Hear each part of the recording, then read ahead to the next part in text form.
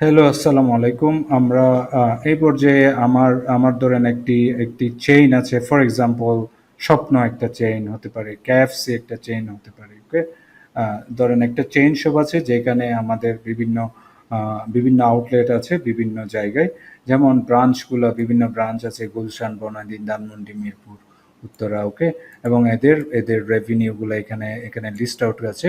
আমার প্রশ্ন হলো কিভাবে কলাম চার্ট দিয়ে বিভিন্ন দোকানের আয়ের তুলনা আমি করতে পারি। সিনারিও হলো ধরেন আমার একটি কোম্পানির 5টি আউটলেটের আয়ের তথ্য আমি বিশ্লেষণ করতেছি। কোন দোকান সবচেয়ে লাভজনক তা বোঝা যায় খুব সহজে। কোন দোকান তাহলে দেখুন, কোন দোকান সবচেয়ে লাভজনক আমরা তাইলে দেখে নেই।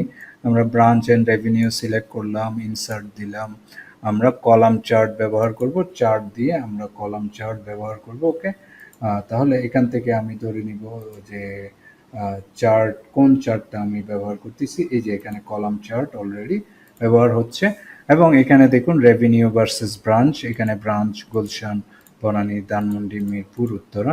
তাহলে এইখান থেকে রেভিনিউ কত হচ্ছে, এখান থেকে ক্লিয়ারলি বোঝা যায় যে উত্তরাতে আমরা বেশি সেল করছি, তাই না? 95,000। ওকে, এরপরে সেকেন্ড যে সেকেন্ড পজিশনে কে আছে, ধানমন্ডি ব্রাঞ্চ। ধানমন্ডি ব্রাঞ্চ কত সেল করছে, 90,000 টাকা সেল করছে। ওকে, তাহলে তাহলে বাকি ব্রাঞ্চগুলো সবচেয়ে কম সেল করছে মিরপুর ব্রাঞ্চ।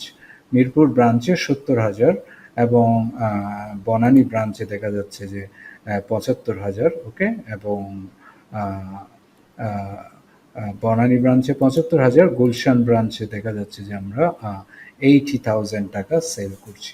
তাহলে এই ডেটা দিয়ে খুব ইজিলি আমরা বের করে ফেলতে পারি। তাহলে রেভিনিউ বা ব্রাঞ্চ রেভিনিউ ভার্সেস ব্রাঞ্চের যে ডাটাটা আমরা দেখতে চাচ্ছি, খুব সহজে এটা বের করা যায়।